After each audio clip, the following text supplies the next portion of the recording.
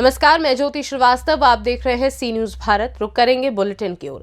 इस बुलेटिन में बात होगी बरेली की, जहां द्वारिकेश प्रबंधन और जिला गन्ना अधिकारी ने किसानों को जागरूक किया। साथ ही बात होगी एटा की, जहां हिंदू एकता समूह ने पुलवामा अटैक की बरसी पर नगर अवागढ़ में निकाला कैंडल मार्च। और बताएंगे उत्तराखंड में जागृति सामाजिक धर्मार्थ एवं शैक्षिक ट्रस्ट द्वारा पुलिसकर्मी सहायता रक्तदान शिविर का आयोजन किया गया। इन तमाम खबरों पर करेंगे विस्तार से चर्चा। बरेली तहसील फरीदपुर समीप स्थित द्वारकेश चीनी मिल परिसर में बसंतकालीन गन्ना बुवाई के अंतर्गत जिला गन्ना अधिकारी यशपाल सिंह व इकाई प्रमुख आर.के. गुप्ता ने किसानों से बातचीत कर उनकी समस्याएं जानी और कृषकों को तकनीकी विधि से खेती कर अच्छी पैदावार प्राप्त करने हेतु जानकारी दी। गन्ना महाप्रबंधक अनिल सिंह एवं अजयपाल ज्येष्ठ गन्ना विकास निरीक्षक फरीदपुर व मुख्य प्रबंधक गन्ना उपेंद्र उपाध्याय की उपस्थिति में चीनी मिल क्षेत्र के 50 कृषकों को अनुदान पर प्रेच प्लांटर उपलब्ध कराए गए, जहां मुख्य रूप से मौजूद जिला गन्ना अधिकारी बरेली एवं द्वारिकेश चीनी मिल प्रबंधन ने मिल परिसर से किसानों के ट्रैक्टरों को हरी झंडी दिखाकर रवाना किया। के बारे में कुछ जानना चाहेंगे किसानों के लिए, किस तरीके का गन्ना उपयोग करना चाहिए, किस तरीके का नहीं, क्या लाभ है, क्या हानि है। जैसा कि हमारी मुख्य प्रजाति गन्ने की CO0238 में बीमारी के कारण किसान भाइयों के पास देखने में आ रहा है कि बीज का अभाव के कारण बुआई प्रभावित हो सकती है, और इसलिए सभी किसान भाइयों से हमारा अनुरोध है कि उनके पास CO0238 के अतिरिक्त जो भी गन्ना प्रजाति स्वयं के पास है उसका बीज अपनी बुआई भर के लिए रोक लें और पड़ोसियों को भी उपलब्ध कराएं। उसमें चीनी मिल और हमारे गन्ना विकास विभाग के कर्मचारी सभी कार्यरत हैं फील्ड में, उनकी सहायता ले सकते हैं। और उसमें कुछ चीनी मिल द्वारा अनुदान भी दिया जा रहा है। बीज देने वाले को मार्च तक 35 रुपये और मार्च के बाद 65 रुपये प्रति क्विंटल। वो सिर्फ आप लोगों का जो होने वाले नुकसान की थोड़ी बहुत भरपाई हो सके वो इसलिए है, अन्यथा बीज आपको रोक के आपको गन्ने की फसल बड़ी अधिक से अधिक बढ़ानी, जिससे गन्ने का एरिया प्रभावित ना हो, क्योंकि गन्ना ही हमारी मुख्य नकदी फसल है। इसके सभी भाई इसके बीज की व्यवस्था जल्द से जल्द अपना एडवांस पैसा देकर बुक कर लें। धन्यवाद। इस परिवार में सर ये जो भी कार्यक्रम आयोजित किया गया है सर, क्या उद्देश्य है इसका सर और क्या लाभ हैं किसानों के। देखिए, प्रत्येक वर्ष की भांति द्वारिकेश शुगर मिल अपने काश्तकारों को विभिन्न तरह के जो नए तकनीक के यंत्र आ रहे हैं, कृषि यंत्र आ रहे हैं, उनकी उपलब्धता कराती है। उनमें सब्सिडी का एक एलिमेंट रहता है। वो सब्सिडी 33% से लेकर 50%, 25% किसी जैसा इक्विपमेंट है उस तरह की सब्सिडी दी जाती है। इसका मूल रूप से उद्देश्य आज ट्रेंचर देने का यही है कि किसान भाइयों से धीरे धीरे तकनीकी के आधार पे उनको ट्रांसफॉर्म करना और गन्ने की जो बीज की दूरी है 2 लाइनों की वो बढ़ानी है। इससे गन्ने की मोटाई बढ़ेगी, जैसा आप लोगों को अभी बताया गया DCO साहब के द्वारा, उसकी मोटाई बढ़ेगी, उसकी उपज बढ़ेगी, काश्तकार की उपज बढ़ेगी तो उसको लाभ बढ़ेंगे, उसको लाभ होगा और चीनी मिल को आवश्यकता अनुसार गन्ना उपलब्धता होगी। मैं साथ ही साथ बताता चलूँ आपको कि ये हमारी इस बार 50 ट्रेंचर किसान भाइयों को दिए जाने हैं, जो पहले आओ पहले पाओ की स्कीम योजना के तहत दिए जाएंगे। और कोई भी काश्तकार का कोई इसमें भेदभाव या कुछ भी नहीं है। सभी काश्तकार जो हमारे क्षेत्र के गन्ना काश्तकार हैं उनको दिया जा रहा है। इसके अलावा हमने 50 रूटर रखे हुए हैं, वो भी किसान भाइयों को जल्द ही वितरित किए जाएंगे। इसके अलावा बताता चलूँ आपको कि हमने ट्रैक्टर पे भी अनुदान दिया। काश्तकारों को जो ट्यूबवेल कराएंगे, बिजली के ट्यूबवेल कराएंगे, उसके ऊपर भी 30,000 रुपया प्रति ट्यूबवेल का अनुदान है। साथ में एक विस्तार सी योजना द्वारिकेश चीनी मिल की गन्ना विकास की है, वो लगभग 10 करोड़ रुपया, 1,000 लाख रुपए की योजना है।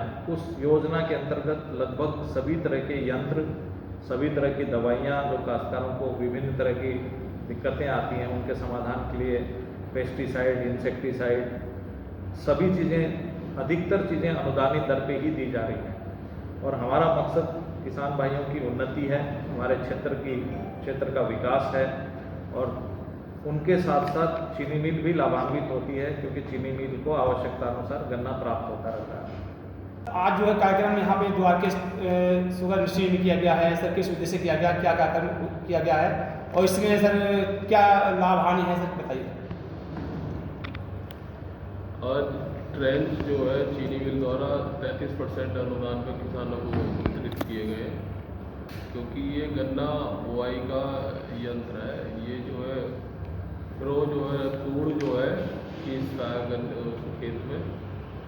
इसमें इससे फ़ायदा है तो गन्ने की गहराई, ज़्यादा गहराई में जो बुआई होती है, और दूसरा इस दूरी जो है 2 लाइनों के बीच की वो बढ़ती है, क्योंकि इससे बुआई करने से किसान की पैदावार बढ़ जाती है, गन्ने की मोटाई बढ़ जाती है, गन्ने का वजन बढ़ जाता है।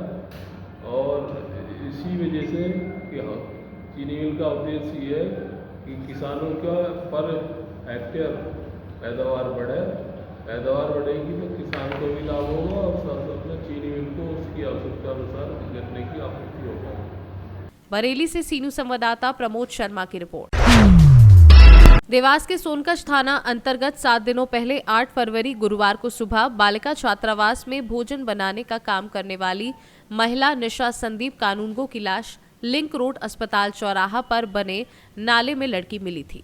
सोनकच पुलिस ने जांच उपरांत कार से टक्कर मारकर महिला की हत्या करने जैसा प्रतीत हुआ और आसपास लगे सीसीटीवी कैमरों में भी एक कार बगैर नंबर की और युवक संदिग्ध अवस्था में घूमते हुए दिखाई दिए। थाना प्रभारी श्यामचंद्र शर्मा एवं सोनकच पुलिस द्वारा साइबर सेल और सीसीटीवी कैमरों की मदद से आरोपियों तक पहुंची। पुलिस ने बताया कि इस हत्याकांड में एक युवती और 2 युवकों को हिरासत में लिया गया है और जिस कार से महिला को टक्कर मारकर नाले में फेंका गया था उसे भी जब्त कर लिया गया है।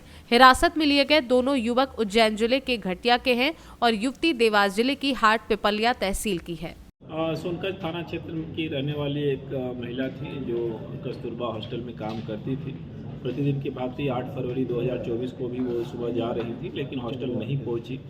इसलिए हॉस्टल वालों ने घर पे पता किया, घर वालों ने हॉस्टल को बताया कि वो जा चुकी हैं। फिर उनकी तलाश की गई तो रोड किनारे उनको चोटिल होना पाया गया, जिनको हॉस्पिटल पहुंचाया गया। हॉस्पिटल में बाद में उनकी मृत्यु हो गई। इस घटना के दौरान एक संदेही कार का आगे पीछे होना पाया गया था, जो सीसीटीवी फुटेज वगैरह में दिखा, जिसको पुलिस ने डेवलप किया।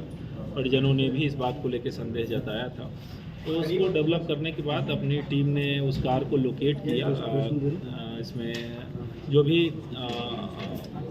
भौतिक साधन थे और तकनीकी साधन थे, दोनों का उपयोग किया गया। वो कार लोकेट करने के बाद उसके सवार लोगों का भी पता किया गया और फाइनली उनको पकड़ा गया है। इसमें यह बात आई है कि हॉस्टल में रहने वाली एक बालिका के साथ इनकी दोस्ती और नज़दीकी संबंध थे। इनका हॉस्टल में आना जाना था, जिसको लेकर इन महिला ने मना किया था। इस बात से रोषित होकर उन्होंने इस घटना का प्लान किया, जिसमें बालिका और 2 लड़के इस पूरे प्लान में शामिल थे। इन सभी आरोपियों को गिरफ्तार कर लिया गया, आगे कार्रवाई की जा रही है। सर, आरोपियों के नाम बता दीजिए।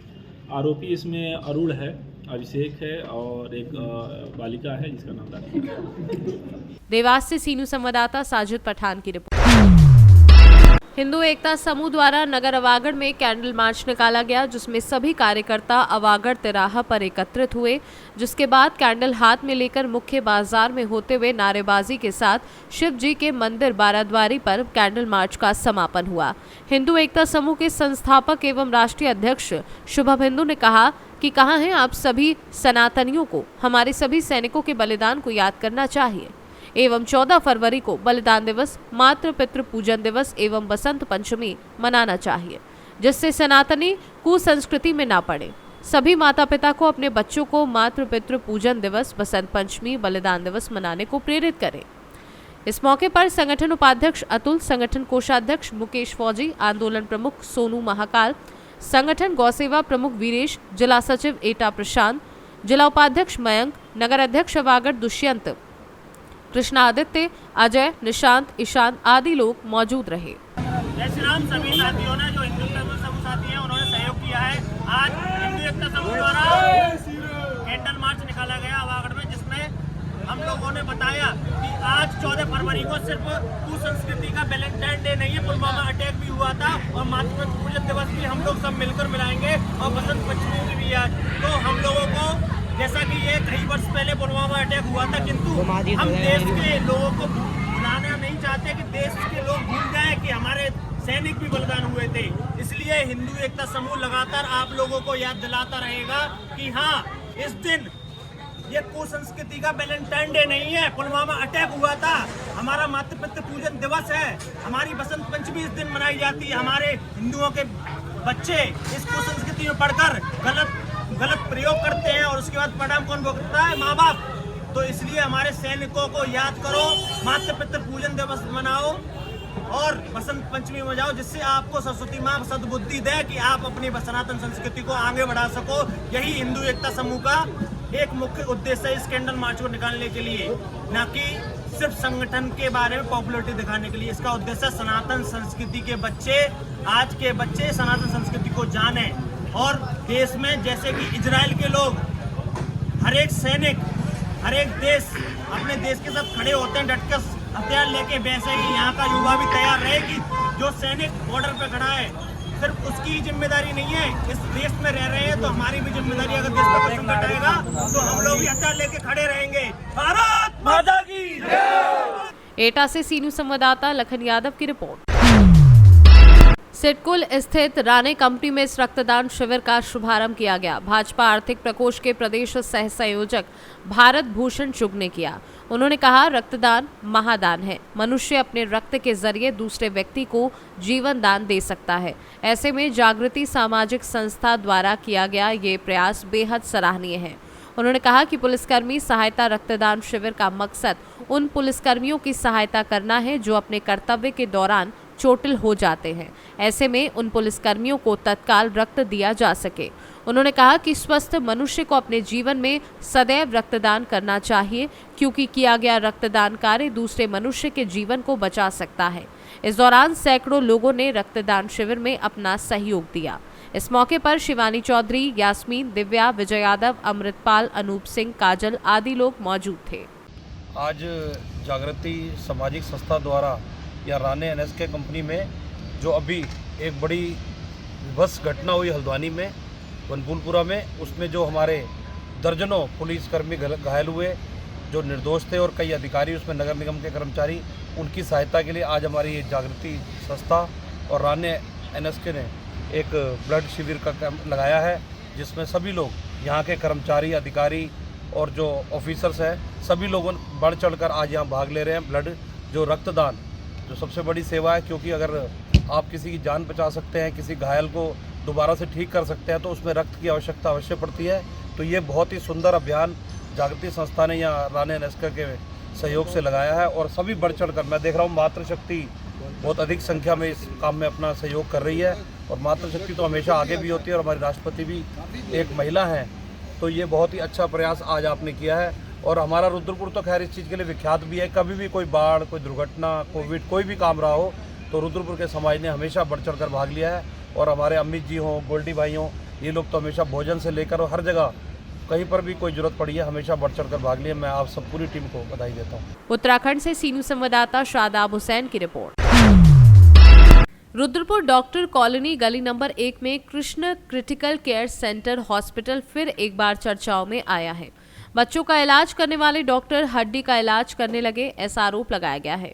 पीड़ित महफूज ने ये आरोप लगाए हैं। आपको बता दें कि रुद्रपुर कृष्णा हॉस्पिटल पहले ही चर्चाओं में रहा, जो काफी लोगों की जान ले चुका है। ऐसा ही मामला एक बार फिर देखने को मिला है। महफूज नाम के व्यक्ति अपने पिता को लेकर कृष्णा हॉस्पिटल गया। इसके पिता का मोटरसाइकिल से एक्सीडेंट होने के कारण पैर में हल्का सा फ्रैक्चर हो जाने की वजह से वहां पर इलाज कराने के लिए ले गया था। जब वहां पर हड्डी वाले डॉक्टर को दिखाया तो उन्होंने कच्चा प्लास्टर में सही होने की बात कही, लेकिन थोड़ी देर बाद वह पर्चा बच्चों वाला डॉक्टर पारस के पास चला गया और डॉक्टर पारस थोड़ी देर बाद उसका ऑपरेशन करने की बात करते हैं, जिस पर पीड़ित ने कहा कि डॉक्टर द्वारा मेरे को कच्चे प्लास्टर में ही सही होने की बात कही थी। तो डॉक्टर पारस अग्रवाल द्वारा पीड़ित के साथ गाली गलौज करते हुए उन्हें अपने ऑफिस से बाहर कर दिया। जब मीडिया द्वारा सूचना देने की बात पीड़ित ने कही तो पीड़ित को बाद में समझने का प्रयास किया गया, लेकिन क्या है पूरा मामला, आइए जानते हैं पीड़ित महफूज से। हम सर महफूज है, मैं पिताजी को लेकर आया था अपने, उनका एक्सीडेंट हो गया था कल, तो मैं यहाँ पे लेकर आया था। तो डॉक्टर रोबिन सर ने बोला है कि इनके हड्डी में हल्का फ्रैक्चर आया है, उसमें कच्चे प्लास्टर में ठीक हो जाएगा। जब वही पर्चा मेरा डॉक्टर पारस के पास पहुँचता है, डॉक्टर जो कि बच्चों के डॉक्टर हैं, वो कह रहे हैं इसमें इम्प्लांट पड़ेगा। तो सर ये बताइए, बच्चे वाला डॉक्टर इम्प्लांट क्यों डालेगा? और वो मतलब जब हड्डी वाला डॉक्टर बोल रहा है कि फ्रैक्चर उसमें ठीक हो जाएगा कच्चे प्लास्टर में, तो इम्प्लांट की ज़रूरत क्या है? फिर सर मैं यहाँ पे सारी ट्रीटमेंट नहीं करवाऊँगा सर। यहाँ पर लापरवाही बढ़ती जा रही है।